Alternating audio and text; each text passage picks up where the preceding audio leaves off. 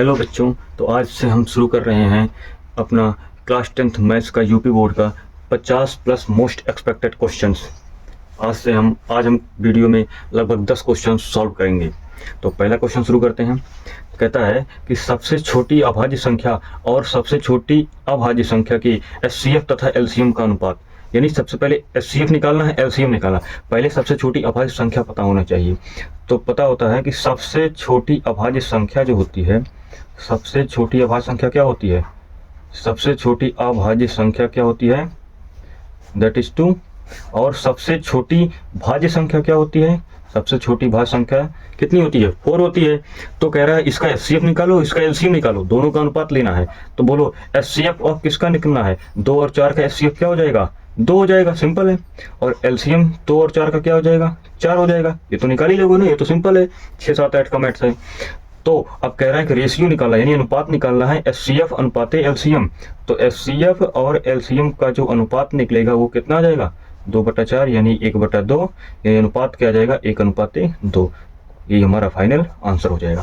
अगला क्वेश्चन क्या कहता है? 231 और 396 का एलसीएम ज्ञात करो। बट एलसीएम किस विधि से ज्ञात करना है? गुणनखंड विधि से ज्ञात करना है। यानी 231 के पहले फैक्टर करो, गुणनखंड करो। तो 231 का जब तुम फैक्टर करोगे तो क्या आएगा? सबसे पहले 3 से काटो, 3 7 21, 3 7 21 यानी कि 7 से काटोगे तो 11, 11 के 11 यानी 231 का गुणनखंड क्या आ गया? 3 × 7 × 11 आ गया। ऐसे ही जब तुम करोगे 396 का गुणनखंड करोगे तो क्या आएगा? 2 से काटो, 2 1 के 2, 19, 2 9 18, 2 8 16, 2 से 2 9 18, 2 9 18। अब 3 से काटोगे तो 3 3 का 9, 3 से 11, 11 से 1 यानी कि 396 का जो गुणनखंड आएगा 2 का स्क्वायर मल्टीप्लाई बाई 3 का स्क्वायर मल्टीप्लाई बाई 11। अब ध्यान दो, जब भी 2 फैक्टर मौजूद होते हैं उनका एलसीएम लिया जाता है तो क्या लिया जाता है? लीस्ट वाला, यानी कि एलसीएम का तो लीस्ट कॉमन मल्टीपल, बट लिया जाता है हाईएस्ट पावर वाला। बोलो क्या इसमें 2 स्क्वायर है, इसमें क्या है 2 स्क्वायर है, तो इसमें 2 की पावर 0 लगा हुआ है, तो मतलब मैक्स पावर क्या है यहाँ से? तो एलसीएम में क्या आएगा? 2 का स्क्वायर आ जाएगा एंड यहाँ पे 3 का स्क्वायर, यहाँ 3 की पावर 1 है यानी कि 3 का स्क्वायर आ जाएगा। 11 की पावर 1 है, 11 की पावर 1 है, तो मतलब यहाँ से 11 आ जाएगा और यहाँ से क्या आ जाएगा? 7 आ जाएगा। यहाँ 7 पावर 0, 7 पावर 1 है, यहाँ 7 पावर 0 यानी 7 आ जाएगा। इन सबको जब तुम गुणा करोगे तो 2 7 7 2 दैट इज योर आंसर। ये हमारा फाइनल आंसर हो जाएगा। अगला क्वेश्चन देखो, ये बहुत इंपॉर्टेंट क्वेश्चन है, ये सब के सब मोस्ट एक्सपेक्टेड क्वेश्चन है, पीवाईक्यू के हिसाब से ही है। तो कहता है दर्शाइए कि संख्या 5 × 11 × 17 प्लस 3 × 11 एक भाज्य संख्या है। क्या दिखाना है? भाज्य संख्या। अगर भाज्य संख्या दिखाना है तो भाज्य संख्या का मतलब क्या है? भाज्य संख्या तब होगी मतलब उसका एक खुद या खुद के अलावा कोई और फैक्टर आ जाए जिससे वो विभाजित हो जाए, बस वो क्या संख्या कहलाएगी? भाज्य संख्या कहलाएगी। अब ध्यान से देखो, क्या एक फैक्टर कॉमन आ रहा है? 11। 11 को ध्यान से देखो, क्या हम 11 यहाँ से कॉमन ले सकते हैं? हाँ बिल्कुल।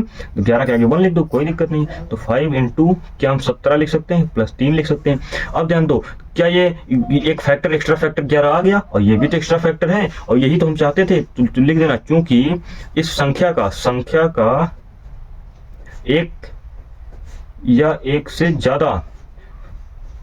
ज्यादा गुणनखंड है, इसलिए संख्या एक भाज्य संख्या है। कैसी संख्या है ये? एक भाज्य संख्या है। क्यों भाज्य संख्या है? क्योंकि इसका एक से ज्यादा फैक्टर हुआ, एक या ऐसे कह लो कि 2 या 2 से ज्यादा फैक्टर हैं, वही तो कहता है भाज्य संख्या। तो भाज्य संख्या का उल्टा ही तो भाज्य संख्या है। ठीक, तो नेक्स्ट क्वेश्चन देखो, कहता है कि 2 संख्याओं का अनुपात, बहुत ज्यादा इंपॉर्टेंट क्वेश्चन है, ये जान लो, बहुत ज्यादा इंपॉर्टेंट क्वेश्चन। कहता है 2 संख्याओं का अनुपात 2 और 3 है और कहता है उनका एलसीएम दे दिया है। पूछा क्या है? एचसीएफ पूछा है। तो भाई साहब एक फार्मूला तो मुझे पता है कि एलसीएम × एचसीएफ है, ये होता है दोनों संख्याओं का गुणनफल। ये तो पता है, दोनों संख्याओं का गुणनफल, ये तो पता है, लेकिन पहले दोनों संख्या तो पता हो। एलसीएम तो मुझे दे दिया, एचसीएफ निकालना है। अगर दोनों संख्या पता लग जाए तो मैं एचसीएफ निकाल दूंगा, लेकिन संख्या ही नहीं पता है। तो जब भी कोई चीज रेशियो में दी रहती है तो क्या हम उसको एक्स करके मान लेते हैं ना? तो ऐसे लिख लेना। माना पहली संख्या क्या हो जाएगी? माना पहली संख्या कितनी हो जाएगी? 2x और दूसरी संख्या क्या हो जाएगी? That is 3x। अब ध्यान देना, क्या इसे हम कह सकते हैं कि एचसीएफ क्या हमारा x है? हाँ बिल्कुल। अब इसमें मान पटको, एलसीएम क्या है आपके पास? 180, एचसीएफ ही तो निकालना है, बराबर दोनों संख्याओं का गुणन। ना एचसीएफ हम निकाल चुके हैं, एक्ससीएफ ही मेरा क्या है? अभी हम इसको x रखेंगे, दोनों संख्याओं का गुणनफल, तो 2x × 3x हो जाएगा। तो 180 गुणे x बराबर हो जाएगा 2x गुणे 3x, एक x से एक x कैंसिल हो जाएगा।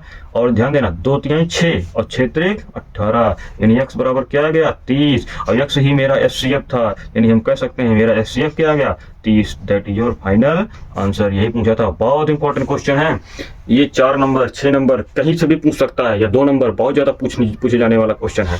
अब हम चलते हैं नेक्स्ट क्वेश्चन पे। नेक्स्ट क्वेश्चन हमारा क्या कहता है, ये देखो नेक्स्ट क्वेश्चन आपके पास आ गया। कहता है ये भी देखो मोस्ट एक्सपेक्टेड क्वेश्चन है, और ये बहुत बार प्रीवियस ईयर में पूछ चुका है। कह रहा है कि सिद्ध कीजिए कि √2 एक अपरिमेय संख्या है। तो देखो √2 तो वैसे तो सबको दिख रहा है कि रूट के अंदर लिखा है तो रूट निकाल नहीं सकते अपरिमेय संख्या, लेकिन लिखना कैसे है वो मेन बात है। तो लिखना कैसे है, तो √2 एक अपरिमेय संख्या। तो हम क्या लिखेंगे, पहले लिखोगे कि लिखोगे कि सिद्ध करना है, जैसे बोर्ड में लिखना है वैसे मैं बता रहा हूँ, सिद्ध करना है ऐसे लिखोगे, सिद्ध करना है कि √2 एक अपरिमेय संख्या है। क्या है, एक अपरिमेय संख्या है, मुझे ये सिद्ध करना है। अब तुम ये मान के चलना, अब हम किससे इसको हम कॉन्ट्राडिक्शन से प्रूव करेंगे, यानी कि विरोधाभास से प्रूव करेंगे। हम किससे प्रूव करेंगे इसको, विरोधाभास से प्रूव करेंगे। तो हमने मान लिया कि थोड़ी देर के लिए मान लिया कि √2 एक परिमेय ही हो गया, मान लेते हैं सिद्ध करना है जबकि अपरिमेय। हमने मान लिया कि ये परिमेय संख्या ही है, चलो ठीक है, मान लिया कि ये परिमेय संख्या है। अगर ये परिमेय संख्या है तो क्या हम √2 को p/q के रूप में लिख सकते हैं? हाँ, क्योंकि √2 अगर परिमेय है इसको p/q के रूप में लिख सकते हैं। लिखना पड़ेगा जहां p और q सहअभाज्य संख्या है। कैसा है, सहअभाज्य संख्या। सहअभाज्य संख्या होने का मतलब क्या है, इन दोनों का अगर तुम HCF निकालोगे तो 1 आएगा, मतलब कोई भी चीज कॉमन नहीं मिलेगा। सहअभाज्य संख्या तथा Q 0 नहीं होना चाहिए, ये भी तो है, 0 नहीं होना चाहिए बस। अब ध्यान दो, क्या मैं P को √2 टाइम्स ऑफ द Q लिख सकता हूँ? दोनों तरफ फिर लिखोगे, दोनों तरफ वर्ग करने पर क्या लिखोगे, दोनों तरफ वर्ग करने पर, दोनों तरफ वर्ग कर दो, वर्ग करोगे तो p² बराबर 2q²। अब ध्यान दो, क्या हम कह सकते हैं अगर 2 को नीचे लेके आओगे तो p²/2 हो जाएगा। यहां से हम कह सकते हैं p² को 2 विभाजित करता है। क्या करता है, विभाजित करता है, लिख सकता हूं, यस विभाजित करता है। अगर p² को 2 विभाजित करता है तो क्या हम कहते हैं p को 2 विभाजित करता है? हाँ बिल्कुल, ये तो फंडामेंटल थ्योरम कहता है, p विभाजित करता है। अब ध्यान देना, अगर p को 2 विभाजित कर रहा है तो यानी क्या हम p बराबर 2 के टाइप का लिख सकते हैं? यही तो कहने का मतलब है। अगर p को 2 विभाजित कर रहा है तो मतलब 2 का कोई मल्टीपल होगा, 2 होगा, या k की वैल्यू 2 रखोगे 4 हो जाएगा, 3 रखोगे 6 हो जाएगा, कोई हो जाएगा। तो p की वैल्यू 2 की रखो, यहाँ पे कहाँ गया, यहाँ पे p की वैल्यू 2 की रखो। तो ये समीकरण नंबर 1 है। अब हम नेक्स्ट स्टेप करते हैं, लिखो p बराबर 2 के समीकरण 1 में रखने पर, समीकरण 1 में रखने पर, समीकरण 1 में रख दो। समीकरण 1 में जैसे रखोगे तो p का स्क्वायर मतलब 2k का whole square, that will be equal to 2q²। तो 4k² that will be equal to 2k², 2 से 2 कैंसिल, यानी क्या आ जाएगा 2k² बराबर q²। तो क्या ऐसे हम कह सकते हैं कि q² को 2 विभाजित करता है? हाँ सिंपल, 2 विभाजित करता है। और तो q को भी 2 विभाजित करेगा, q को 2 विभाजित करेगा, हाँ विभाजित करेगा। तो यहां से देखो, यानी कि P तथा Q हमने दोनों सिद्ध कर दिया, दोनों को 2 विभाजित कर रहा है, 2 विभाजित कर रहा है। बट हमने क्या माना था, हमने तो माना था P और Q तो सहभाज्य है, सहभाज्य का मतलब कोई चीज कॉमन आएगा ही नहीं, लेकिन तुमने तो कह दिया 2 विभाजित कर रहा है, ये कैसे हो सकता है? अर्थात हमने जो कॉन्ट्राडिक्शन माना था, विरोधाभास माना था, उसका विरोध कर रहा है। अर्थात हम कह सकते हैं ऐसा तो पॉसिबल ही नहीं है, मान के तो कुछ और चल रहे हैं, यहाँ पर ये तो विभाजित कर रहा है, अतः इसका गुणनखंड है, मतलब 2 इसका गुणनखंड है, मतलब Q का भी गुणनखंड है, 2 का भी गुणनखंड है, जबकि नहीं होना चाहिए था, क्योंकि सहभाज्य की कंडीशन है, कोई भी उभयनिष्ठ गुणनखंड नहीं होना चाहिए। अर्थात हम कह सकते हैं, इससे हमारा कंक्लूजन क्या निकल के आया, इसलिए √2 जो हमने मान के चला था ये परिमेय है, गलत है, ये √2 असल में अपरिमेय होना पड़ेगा, अपरिमेय संख्या है। बस तो ये लिख देना, इति सिद्धम, प्रूफ हो गया। ठीक, अब नेक्स्ट क्वेश्चन चले, ये भी बहुत इंपॉर्टेंट क्वेश्चन है। कहता है कि 3 अलार्म घड़ियां हैं, अपने रोजाना समय पर 20 मिनट, 25 मिनट, 30 मिनट के अंतराल पर बजती हैं। अगर वो पहली बार एक साथ 12 बजे बजी हो, मतलब एक 20 मिनट के अंतराल पे बजेगा, तो अगला 5 मिनट बाद उसके 25 मिनट के अंतराल पे बज जाएगा, अगला 30 मिनट के अंतराल पे बजेगा। लेकिन वो कहता अगर वो पहली बार घड़ियां एक साथ 12 बजे बजी हों, तो बताओ पुनः कितने समय पर वो पुनः एक साथ बजेंगी, ये बताना है। अब देखो कोई चीज अगर एक साथ बजेगी, घड़िया वाला क्वेश्चन है, तो इसमें क्या निकालते हैं हम, एलसीएम निकालते हैं। तो हम क्या लेंगे, तो पुनः कितने समय पर, यानी कि हम क्या निकालेंगे, एलसीएम ऑफ 20, 25, 30, इस सब का एलसीएम निकाल लो।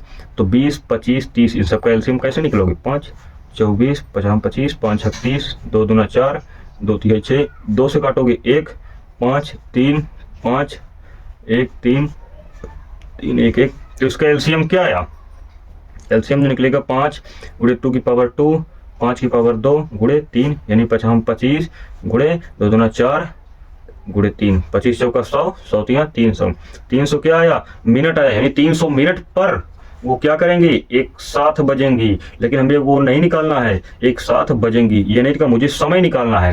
यानी 300 मिनट को क्या लिख सकते हैं, 300/60 घंटा लिख सकते हैं। हाँ, तो 6 5 30, यानी 5 घंटे बाद ये बजेंगी। तो कितना बजे बजेंगी, अगर वो 12 बजे पहले बार बजी थी, तो अगली बार कितना बजेंगी, 12 में 5 घंटा जोड़ दो, यानी कि वो 5 बजे एकदम करेक्ट पे 5 बजे एक साथ बजेंगी, वो एक साथ बजेंगी।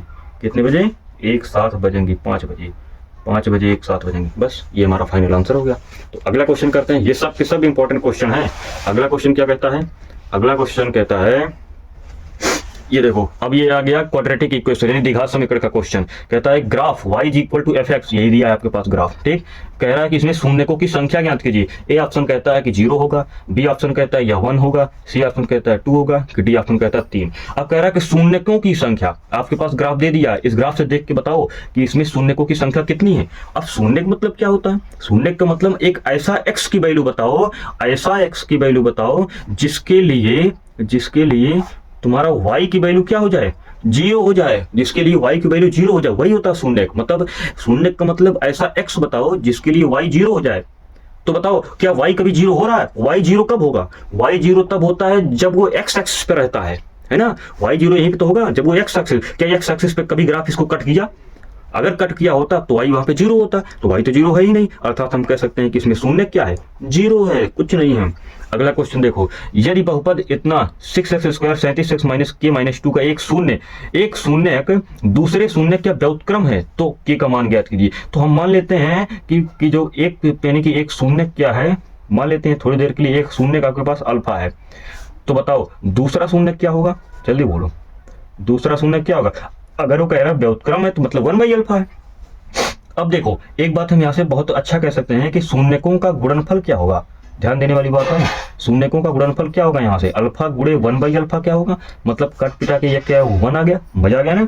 अब देखो क्या शून्यकों का गुणनफल हमने पढ़ा है किसी क्वाड्रेटिक इक्वेशन, अगर ax² + bx + c ये एक द्विघात बहुपद दिया है, तो इससे हम कह सकते हैं कि शून्यकों का गुणनफल दैट इज c/a होता है ना, c/a। तो c/a यहां से पहचान के बताओ, c क्या है, -k - 2 है, और डिवाइड बाई a क्या हो जाएगा, 6 हो जाएगा। इसको 1 के बराबर कर दो, यहां से तुम कह सकते हो k - 2 बराबर दैट इज -6, तो k बराबर क्या आ गया, -6 + 2 दैट इज k बराबर -4। यही हमारा फाइनल आंसर हो जाएगा।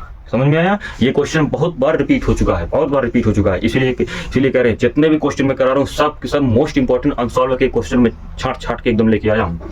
ठीक, अगला क्वेश्चन देखो, ऐसे भी क्वेश्चन, दो क्वेश्चन, हाँ ये देखने में सरल लगता है, लेकिन जब एग्जाम के टाइम रहता है, प्रेशर इतना रहता है, तो क्वेश्चन सॉल्व नहीं हो पाता है। इसीलिए इसको प्रैक्टिस करो। कह रहा है इसका शून्य ज्ञात कीजिए, अगर इसका शून्य ज्ञात करा है तो मतलब इसको शून्य होना पड़ेगा, मतलब इसको शून्य के बराबर करो, ऐसा एक्स ज्ञात करो ताकि ये शून्य हो जाए।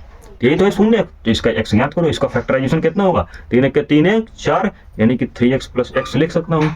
ये 3 0 x कॉमन ले लो तो x + 3 कॉमन आ जाएगा, यहाँ से 1 कॉमन ले लो तो x + 3 गया, x + 3 और x + 1 बराबर क्या हो जाएगा 0, यानी कि या तो x + 3 0 होगा या फिर x + 1 0 होगा, यानी कि x बराबर -3 आएगा या फिर x बराबर -1। तो इसका शून्य क्या हो जाएगा, तो शून्य किसका, यानी कि फाइनल आंसर लिखोगे शून्य किसका -3 निकलेगा या फिर -1 निकलेगा, that is your final answer. बस अगला, अब देखो द्विघात समीकरण ज्ञात करने वाला क्वेश्चन आ गया। कहता है आपके पास शून्यक दे दिया है, माना पहला शून्यक अल्फा है, माना पहला शून्यक मैंने मान लिया कि पहला शून्यक दैट इज अल्फा बराबर -9 दिया है तथा दूसरा शून्यक मैंने मान लिया कि दूसरा शून्यक कोई नाम दे दिया, कोई दिक्कत नहीं है, अब नाम दो चाहे ना दो कोई दिक्कत नहीं है।